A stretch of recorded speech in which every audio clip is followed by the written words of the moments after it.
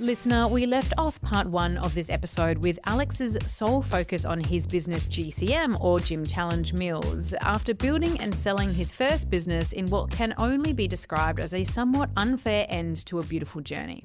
If you just jumped into this episode and you're like, Kim, what the fuck are you talking about? Head back to the show feed and listen to part one of this episode with Alex. And in the last half of our chat, which is what we're going to get into right now, Alex shares a very generous insight into the process behind preparing to franchise, rediscovering yourself through your business, the impact building a business can have on your family, making incredibly hard choices through the process, and a surprising twist in the plan, one which came up between the time we first scheduled this interview and when we actually had it.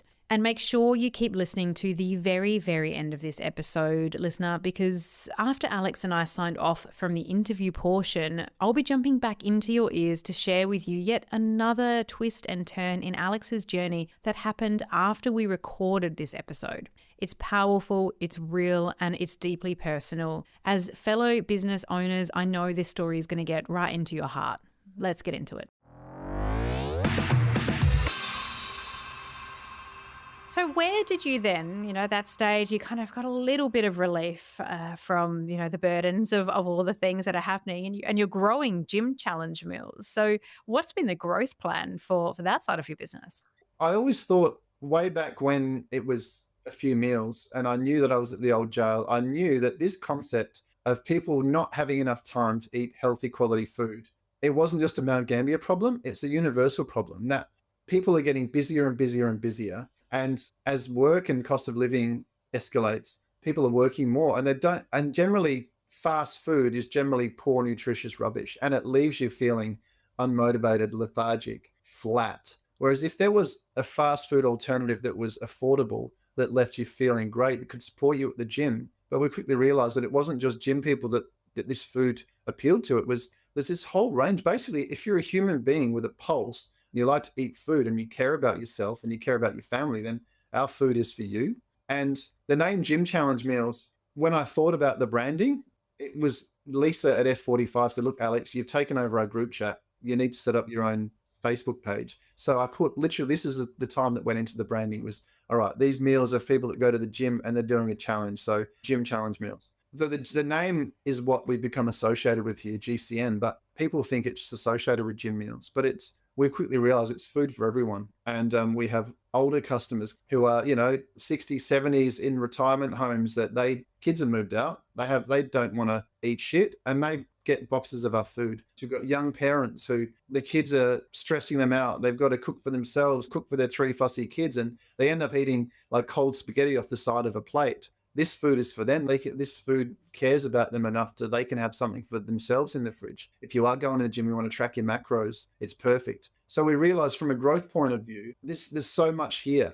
So the growth plan was always to franchise, to know that if this has worked in Mount Gambier, if we can generate $1.2 million a year revenue in Mount Gambier, Jesus, just think what revenue could be generated if it was in a bigger city, a major urban center. So we put a lot of time into our branding and refocus on the logo, get away from the F45 colors. You can't see probably in the podcast, but on my picture behind me, I've got my old logo, which is pretty much a rip-off of F45. So I would have been heading straight towards a lawsuit. So rebranded, made it a fresh logo that appealed to everyone. And then my focus for the last 12 months has been getting the business ready to franchise, because if there was one of these Gym Challenge Meals in a city right at the bottom of a heap of apartments, there's a boutique gym on every corner in every suburb of Australia now.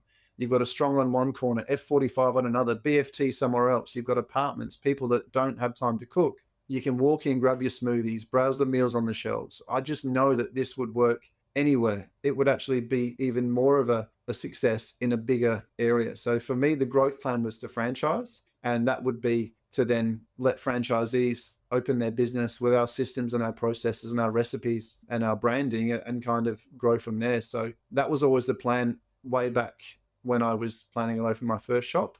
And that was what we kind of set our stall out over the last 12 months to get GCM ready to franchise. So that was the growth plan. And that still, I believe, is the future of GCM. That will be a game changer. And I genuinely believe it's got the potential to be an Australia-wide brand. I still believe that to this day. I have a practical question for you about franchising, because I think a number of business owners think about this as an opportunity. But like, where did you get started in even thinking about how to figure out how to franchise your business?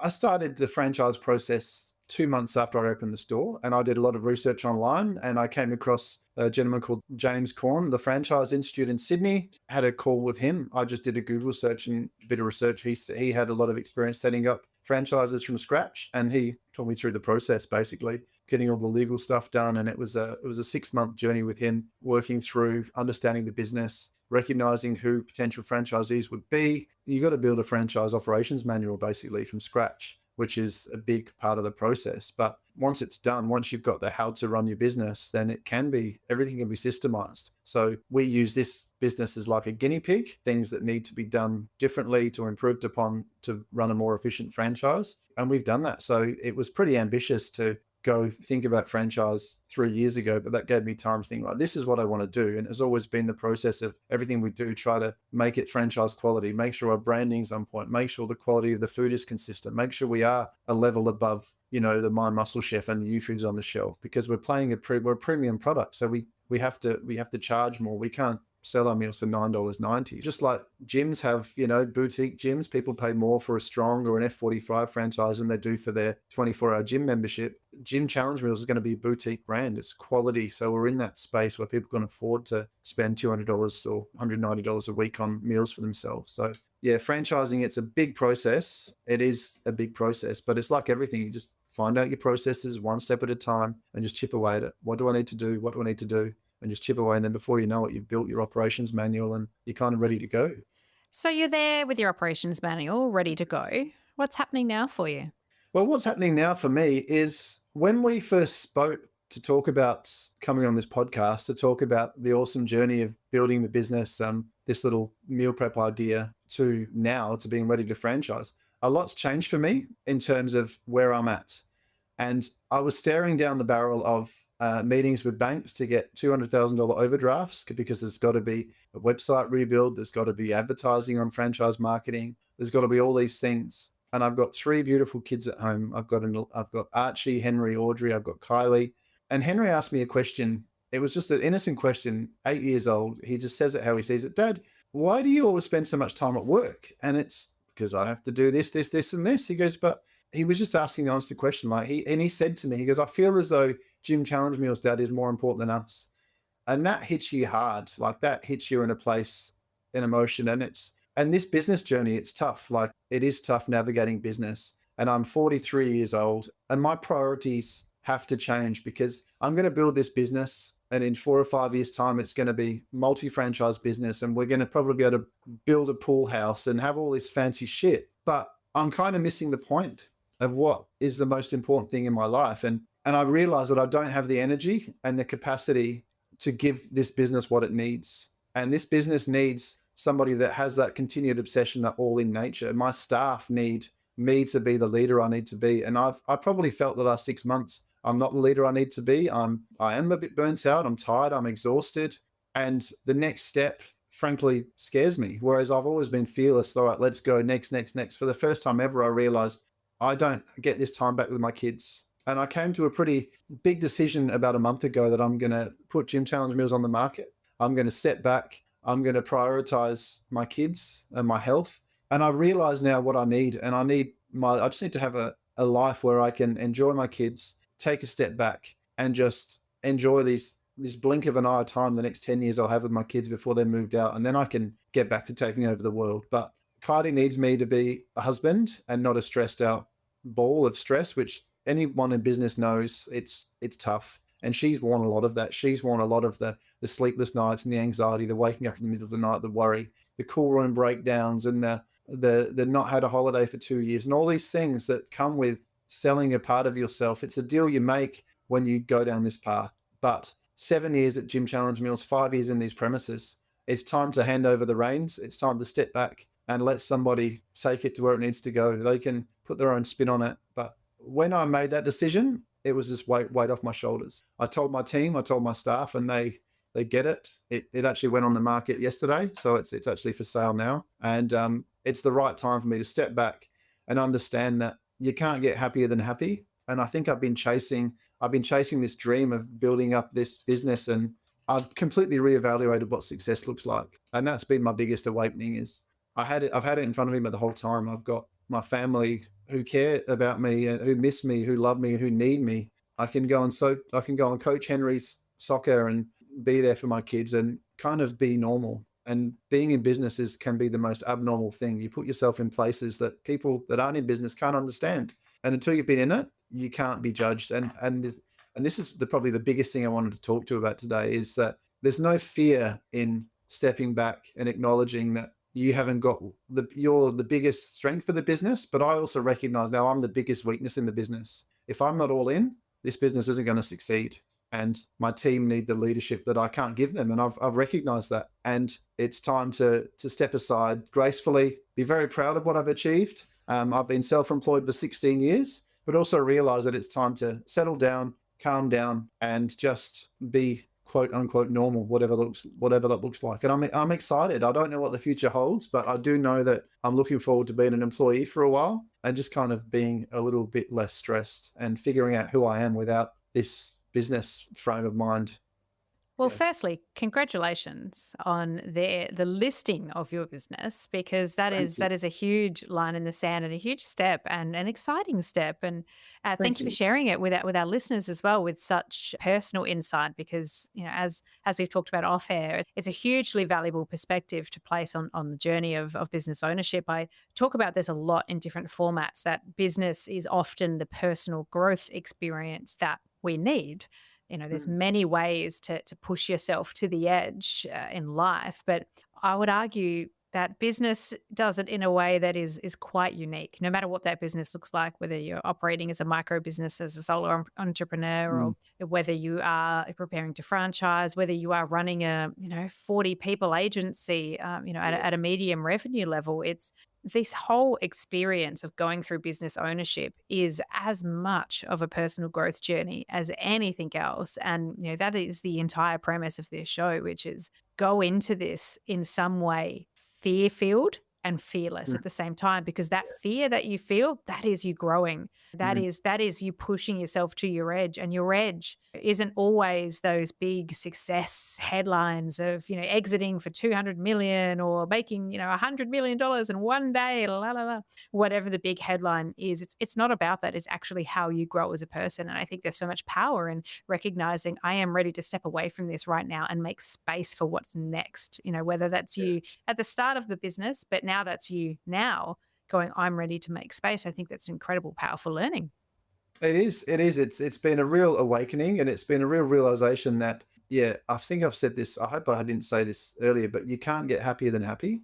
That's just been resonating with me so much, is the fact that I don't know why I was so intent on taking over the world. I think it is probably because I grew up with nothing, had nothing for so long. Saw how my mum struggled so much. And I just had this chip on my shoulder that a hospital cafe that's got no overheads, no dramas, and is making us, it's not enough. I never felt what I had was enough. And now I know that I've got everything that I need. And I think this whole journey has been a great realization for me that I'm capable of incredible things. But if I continue down this path, I'm probably not going to have anyone to share it with anyway, because my kid Archie's going to be 8, if another 4 or 5 years of me working this hard, he's going to be 17. He's not going to care that we've got this big, beautiful, fancy house. He's just going to think about all the times that I didn't participate in his life. My daughter's still only 4 years old. I'm going to be a big part of her life. I'm not going to be as stressed. I'm not going to be as anxious. And sure, we might not get the multi-franchise payoff, but I've quickly realized that it's just not important. It isn't important. It absolutely is important, and it's an achievement. But for me, what I need now is I just need to understand that I need to be out of this space, and I need to move into a more peaceful place. And that just means being more present with my family. And it's time for Kylie to focus on her career. It's time for my kids to have me at a few more school pickups and a few more drop-offs, and coach a few more soccer games on a Sunday, which is exciting. Business admin can feel brutal some weeks, and especially at this time of the year, but there's something we shouldn't forget to add to the list. That something is celebrating the people who help make our business dreams possible with a special gift that aligns with your needs and theirs. I want to introduce you to Card.Gift, a brilliant company and friend of the show based out of Melbourne, Australia. They know how crucial it is to acknowledge the contributions of team members who help us achieve our goals. Whether they're meeting targets, providing exceptional service or innovating solutions, their dedication to our small business dreams deserves recognition. Through Card.Gift, you can create a custom EFTPOS card they can use anywhere that accepts EFTPOS, or you can choose a card that allows the recipient to come back to the site and choose exactly where they want to spend. It makes gifting super easy and personal. So personal, in fact, you can create them with photos of you and your team, your brand's logo, or a custom written or video message that appears as part of the unboxing, which is a beautiful way to deepen the connection with those you're sending to.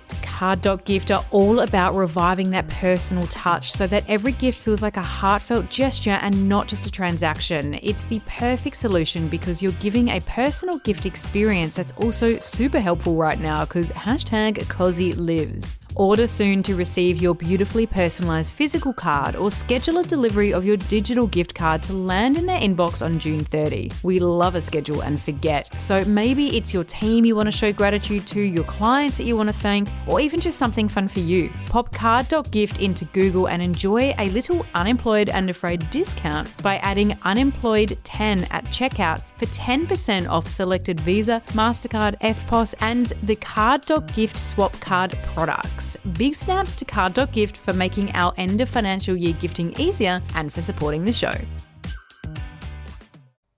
If I've said it once, I've said it 1,000 times, that action creates information. And until you move and do something, you won't be able to get to the next thing and the next thing and the next thing. And that fear paralysis that we get into, it is what we need to challenge. To be like, it's okay to make a decision, no matter what that decision is, just to keep yourself moving towards whatever it's going to be. However many times you pivot and change, it is just about backing ourselves enough to make any kind of decision in these spaces. And I just think it's so deeply interesting and exciting as well to make space for new things that are coming in. I imagine this time is giving you a lot of opportunity for reflection as well, because it's kind of, coming to a close of a very long experience. I mean, I know you've got a road ahead of you in terms of sale process and, That's right, yeah.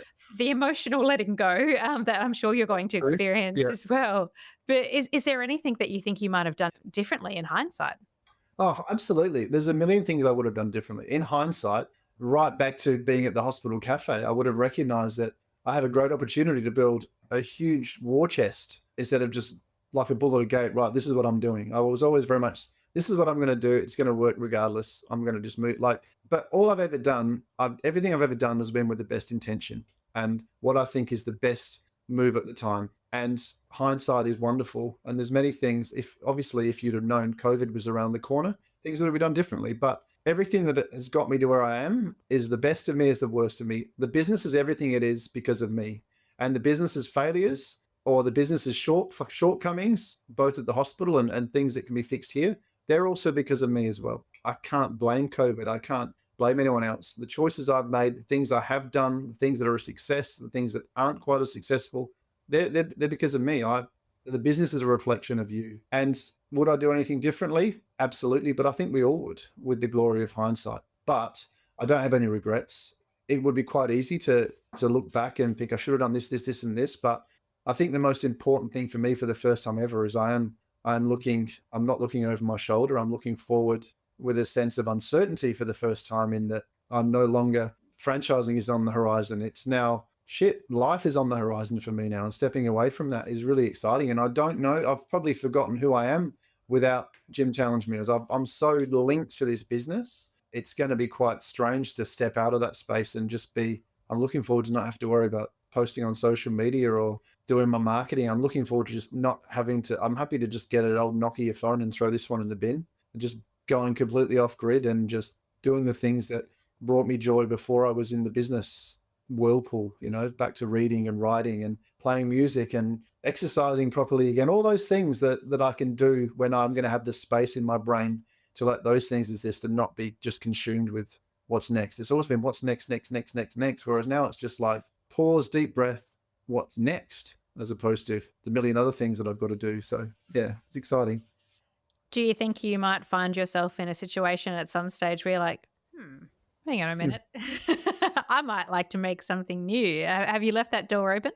Look, I think if you're a creative, if you're an entrepreneur, you always see opportunity in things. But for me now, it is I'm going to be, for the next couple of years, I'm not going to let myself take any silly risks. This is the time to be risk averse. Is that right? You're risk averse and just to be at peace for a few years. But I'm sure one day down the track, there'll be something somewhere, whether that be like a little side hustle or something. But I don't know. You can never take that entrepreneurial spirit out of someone. You can't squash that. But for now, definitely in the short term, no. But when my kids are maybe grown up or older, absolutely. I mean, was it Mr. KFC? He became a millionaire after he was 60 or something. So I don't know, but I'm not driven by that. I just love the idea of creating an idea. I love people enjoying what you do.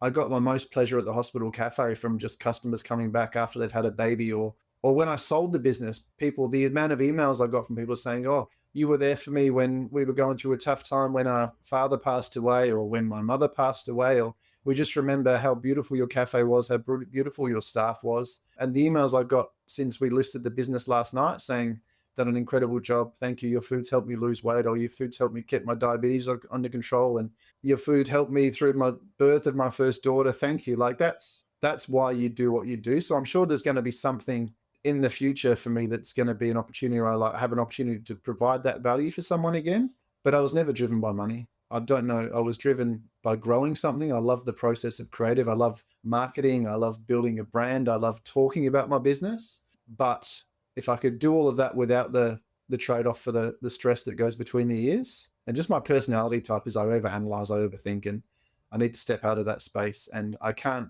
probably get myself in a healthier mindset if I jump straight back into business. So definitely going to have a pause, but I'm sure one day if the right opportunity came up, I'll be doing something creative. But for now, no. And that's the longest answer to a question in the history of questions being answered, but there you go. Sorry. No, trust me, I'm sure I've gone longer when being asked a question myself. So you're in good company. But no, I think you touched on something there that is often overlooked in the day-to-day for us as entrepreneurs, which is being reminded of the value that we provide often, whether it's through a skincare brand that is helping people improve how they feel about themselves physically, through to what you've just described there, through to content that helps people feel seen, supported, anything. We can go few and far between with that feedback sometimes in business. And it is about remembering that whatever we're doing, we're creating value for other people, ideally through the businesses that we create too, but also immense value to self-reflect, to grow, to push ourselves into new ways. I'm pleased for you that you had one of those amazing moments where people get around you, because yes, they can be few and far between, but they're nice to be reminded of the legacy and the value that you're able to provide through the businesses that you've created. So well done to you. Thank you. I always end my episodes with the same question, which is embedded in the support for each other as small business owners, because I'm a firm believer in a rising tide lifting all boats. I'm a firm believer in giving back to support people through in any ways you can, because I know how valuable it is. It's the make or break on a podcast, quite simply, is that if someone doesn't tell other people about a podcast they like, well, you don't grow because it's not algorithmic. So it's, it's embedded in that. It's about support for each other, because we get it. We all get it as business owners, and how we can help each other grow. So normally I would ask how the listener and I could support you. And, normally I would maybe direct it to an offering or something like that. But it feels like it's a bit of a different, question in here. But, what can we do to make you feel proud of where you're at, or to get around, to help you have a successful sale, to do whatever is needed to do to help you on this journey as you evolve? Well, hopefully by the time this goes to air, we've sold the business and we've moved on. But I think what you can do for yourselves, this is not about me now. I've got nothing left to sell. Basically, I've got. If you do want to hop online and check out my business, Gym Challenge Meals, and leave a Google review, or whatever you want to do, we are a very small town in a very small corner of Australia. So a lot of your listeners, you can't purchase our meals anyway. But if you do know someone that wants to make a bit of a sea change to Mount Gambier and wants to continue building on our business, you probably sell your house in Sydney for $1 million, buy a business, have change to buy a house, have a complete country sea change. Basically, what your listeners can do, and I want to appeal to the listeners who are in business now, who feel overwhelmed, which is, it can be sometimes listening to podcasts where everything's rosy and wonderful. It can almost be detrimental because you just feel like even more of a fraud. You feel like the Wizard of Oz. You've got this beautiful business, but you're just behind the green mask, like pedaling like a hamster on a wheel. If you are struggling in business, it's okay. If you do feel like you've lost the passion to drive your business where it needs to go, if your priorities have changed, if you think you need to pivot, if your mental health is struggling, it isn't worth doubling down on business if your priorities have changed. If your business isn't serving you emotionally, physically, financially, there's no harm and there's no shame in stepping back, stepping inside, because when you make the decision, it's a decision you might be thinking about for months or years. Once you make the decision, you realize, shit, that was not that hard. And then you have a whole range of opportunity present themselves emotionally and mentally when you allow yourself to step into a new space. So there's business growth is wonderful. Suffering in business we all have to suffer in business. But if you think to yourself that pivoting retreat is failure, it's not. It's just realizing that you've taken yourself as far as you can take yourself, and you've taken your business as far as you can take it. And if your business needs a fresh set of eyes, a fresh set of ideas, and you need to step aside. That's okay. You deserve to function and be happy and to be healthy. And your business deserves a fresh set of eyes and ears as well. And your staff and everything associated with the business is malleable. The only thing that isn't malleable is you. You need to make sure you're well enough to look after your loved ones and yourself and your family and your friends and your health. So you've got to put yourself first. And we generally put ourselves at the bottom of the pile, and we realize that we've got nothing left to give. And that can be a really lonely, dangerous, unhealthy place. So if you can do me a favor, that would be just to recognize that it's okay to admit that it might sometimes be time to step aside. But if you're smashing it, keep smashing it, because Australia is built on the back of people like us who just take incredible risks and do foolish things to make extraordinary things happen. So yeah, just crack on. You'll be okay. Again, another massive long answer to a very short question, but there we go. 17 minutes and 7 million syllables later, we have the summary of an answer to a question. So happy days. I'll drink my water and I'll stop talking. Thank you. No, I think it couldn't have been more perfect, and probably very likely just the thing that somebody needed to hear right now, which is why we exist, to make sure as many people in business or considering business feel seen throughout the journey, feel supported, can do whatever they need to do, and know that there are people that have gone before them and there will be people that will come after them, and to just move through the process in whatever way they need to. So I think it couldn't have been more perfect. Alex, I have had such a pleasure today to be able to chat with you and to hear about this journey of your business. I just want to say thank you for giving me the opportunity to do so and to trust me with the sharing of your story. It's been my absolute pleasure, and just thank you so much for joining me today. Thanks, Kim. It's been a lot of fun. It's been nice to reflect and sit back, because we don't often reflect in business, do we? We just keep looking on to the next thing. So it's nice to sit back and think, you know what, we've done some pretty cool things. I've achieved a hell of a lot. And I'm super proud of where I am, and I'm excited for the future. So thank you for the opportunity to chat. Appreciate it. Listener, as I said up front, I have an update for you on Alex's story that evolved after we signed off from our interview that day and in the weeks following. And I'm just going to lift the lid on things with this podcast for you for a second to start explaining it. So the way I'm able to keep bringing you these episodes is to be recorded fairly far in advance, sometimes up to 8 or 10 weeks in advance between recording and releasing. Now, let me be clear, that doesn't necessarily mean I'm super organized and have them actually edited and actually planned to go live, but I do record in batches and usually ahead of time. And that was the case here with Alex, where there was some time between us airing our chat after we actually had it. And Alex was in touch with me throughout that period, and we asked to push back the release just a couple of times so that it could be at the right time. He was sharing with me what was at first an exciting update, but then a heartbreaking one. I'm going to read some words that Alex shared with his clients and his followers to explain it. Alex says, "It is with deep regret that we announce the closure of Gym Challenge Meals. Our final day of operation will be Friday, the 28th of June. Despite our efforts, we were unable to secure a buyer for the GCM business. We were in the final stages of selling the business to another wonderful local business who could have built on the foundations of our concept and continue providing you all with the best meal prep in the business. Sadly, this deal to sell collapsed last week, which is heartbreaking for everyone concerned. Due to unsustainable trading conditions, we are now forced to cease operations. Various challenges this year, including recent road closures affecting our business for the past 6 weeks, have severely impacted our financial stability.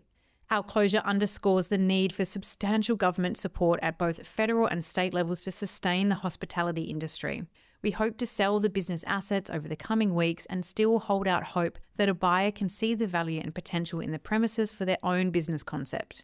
If you would like to arrange a viewing of the premises with a view to making an offer on the assets, you can do so by reaching out. I won't give the details here in this podcast, but please head to the GCM Instagram in order to find those details in the post. Alex goes on to say, this is a world-class kitchen fit-out, perfect for catering companies or someone looking to begin their own coffee or food business concept. The lease is extremely affordable and the location is well suited to take advantage of the growing residential population in this part of town. We express our heartfelt gratitude to our staff for their unwavering support and friendship, especially during these recent challenging months. While it is disheartening to see the business we have all poured our hearts and souls into not thrive as envisioned, I am proud of our brand, the food we have crafted, and the product enjoyed by you all. Let us cherish the GCM legacy in the following days as we conclude operations. This weekend presents the final opportunity to place online orders, and we welcome you to visit HQ if you haven't done so recently. Your ongoing support is invaluable to us as we navigate the closure process. Order up, fill your fridges and freezers, and support our team one more time. We sincerely appreciate your continued support. From me, and I'm sure from the listeners too, Alex, we're so sorry the story didn't end how you dreamed. And like you, we hope for a miracle now or for one to be right around the corner for you in your next adventure, however that looks for you. Listener, business is personal. It just is. That just showed us how personal it truly is. It's as much of an internal growth journey than it is an outward growth journey, and it breaks us apart in a million ways. We always build back up though, because the entrepreneurial spirit runs deep. I hope in the sharing of Alex's story, you feel a little more seen and supported in your own. It is incredibly generous what our guests do for us. So perhaps if you have a moment, you'll share a message of thanks and support directly to Alex, who is truly one of the bravest business builders I've had the pleasure of talking to. You can reach him on the GCM Instagram page, which I've linked in the show notes. And listener, keep backing yourself through it all, knowing you have a whole community behind you. Thank you for listening to Unemployed and Afraid, the podcast for small business builders with your host, me, Kim Curtin. If you love it, you can say thanks with a star rating and a review. And of course, join the community on Instagram, TikTok, Facebook, and LinkedIn. Find us at Unemployed and Afraid wherever you're hanging out, and I'll see you there.